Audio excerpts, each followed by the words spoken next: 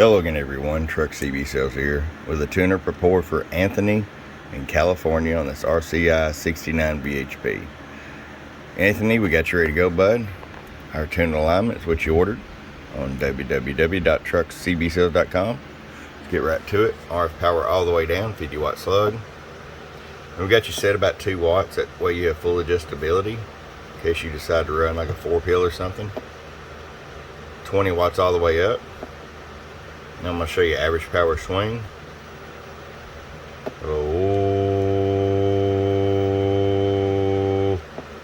50 bird, 100 watt slug in BEP.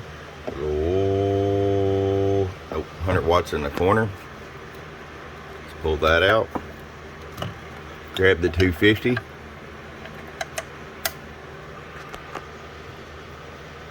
Top scale. For about 110. Flip over to FM. I know that's a ongoing thing people are starting to get into again. 50 watt slug. It'll turn all the way up to about 38 watts